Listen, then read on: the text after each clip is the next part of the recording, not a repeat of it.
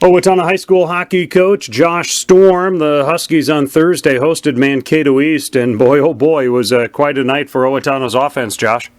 Yeah, it was kind of a coming-out party, and it was nice to get some offense going. Honestly, looking at some of the areas of our game, I wasn't overly pleased, but, when you put up that kind of numbers, I guess you can't be too upset as a coach.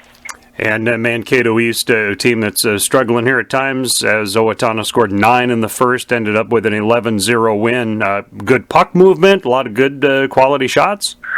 It was kind of a weird game. We struggled the first 3 or 4 minutes, giving up a couple, 2-3 odd-man rushes, maybe even a breakaway in there, and Ryan Johnson, really kind of kept us at a spot where we were going to be in the attacking mode, but, we scored a power play goal. They kind of took an offensive zone penalty, and we scored right away, and then happened to get another 2-on-1 rush and scored, and then another power play goal right away we scored, and, then they ended up calling a timeout, and we kind of got ourselves refocused, and then at the point of the timeout, we really started playing well for the rest of the first period, and actually ended up breaking a school record that was set in 1973 for most goals scored in the first in one period of a game.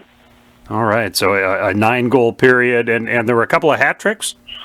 Yep, Noah Scheid got his, believe it's his first hat trick of the year, and Mitchell Mayer got his first career hat trick last night. Noah's was all in the first period, and then Mitchell scored his hat trick, finished it off in the second. The goaltending of Ryan Johnson, so he's played several games of varsity hockey now, and how is he handling the spotlight?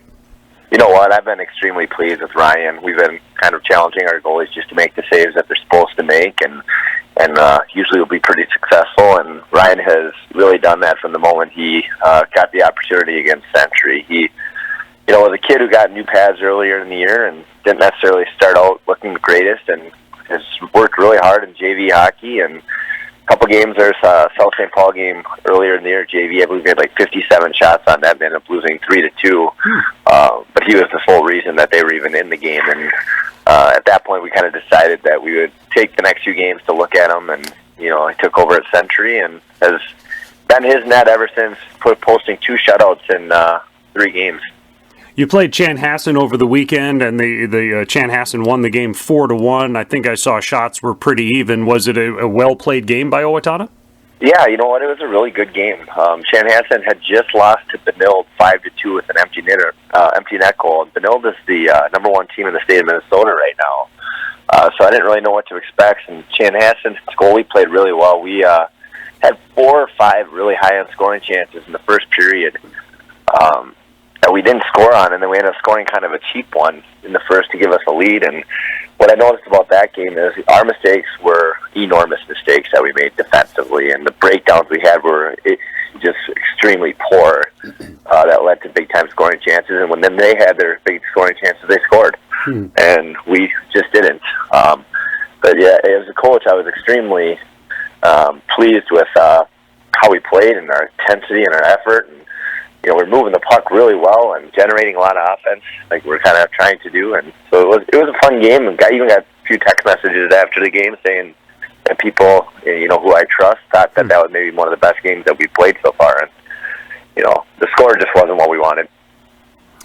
The Huskies play Saturday night at Rochester Mayo. Coach Grosso, this is his final season, 49 years as the head hockey coach there. Is that something, are we going to see that kind of thing anymore from here on out, of somebody being at a post that long?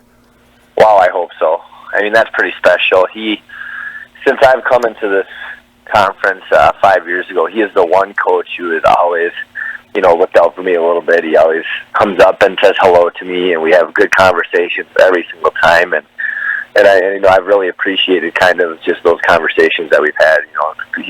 He's the guy who knocked us out in my high school in the section finals in 2000, and he's somebody I respect more than anybody else in the state of Minnesota when it comes to coach-wise. And I really hope that the trend starts going back to that. I think it's really tough because the situation with high school coaches right now and how difficult it is and the expectations that are put upon them. But, it's so cool that he's been basically running that program forever.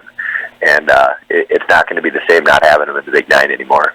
As far as the game itself against Rochester Mayo, it was a 1-goal game that went the Spartans' way the first time. What's the key to the game?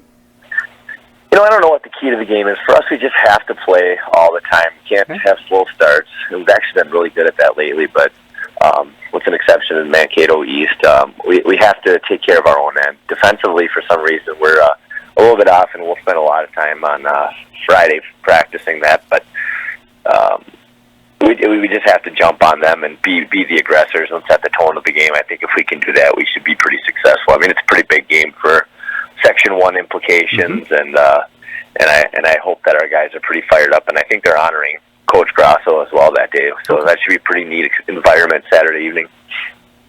All right, it's a radio game for folks that can't be there, but boy, if you can be there with the honoring of Coach Grasso and the fact that the Huskies and Spartans usually do play a spirited game, be one making it worth the while to head over for the game Saturday night. Josh, thanks a lot for the time, and see you over there.